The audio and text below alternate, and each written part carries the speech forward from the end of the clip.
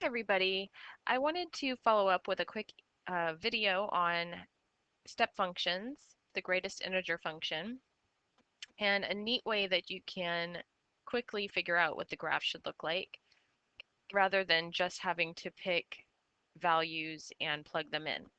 Now, I still recommend doing some explorations with plugging in values and just doing ordered pairs, but there is actually a much easier way of getting this done. So all you have to do is look inside the integer function and try to see it as just a regular line. So if you just imagine that these integer symbols are not there, what you get is a line that goes through the y-axis at the origin, and then the slope is going from the origin down one, need a different color, down one and over two, down one and over two, and so on. Okay. Now, once you plot just the points, only the points, don't connect them with a line. But as you're doing that, you start at the y-axis on the y-intercept, and then you go down one over two. There's your new dot. Down one over two. Here's your new dot. Once you have those in place, then you just have to make steps. Okay, so the steps you'll do by drawing open circles underneath and across from the dots. Underneath and across. So you're just creating the steps. All right, and that's for negatives. Notice that they go downhill through the solid points, and your open circles are to the left, and they always line up. Right? Now the positive slope ones, same idea, but you'll have an uphill line. So if you just use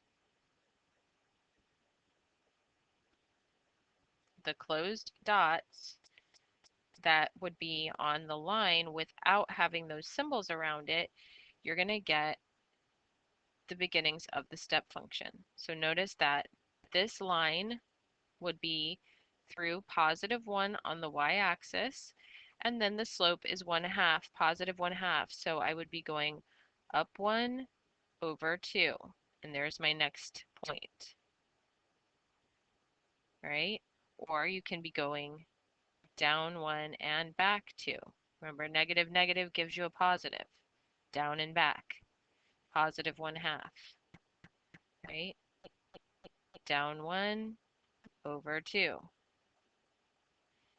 Right? So then you get your steps, and you don't have to connect them with a line. I just wanted you to see what that line would have looked like, right? But you don't actually need that there. That's not really part of the function drawing. It's just a guide. And then you're going to put circles underneath each closed dot and across. Notice that the open circles go to the right when you have a positive slope. Like here, this is positive, right? So it goes uphill, and also the open circles are to the right. Whereas with a negative slope, it was downhill, okay?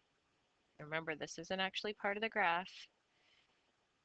It was downhill, and these circles were open to the left. And so that is a super easy way of getting your step functions plotted out.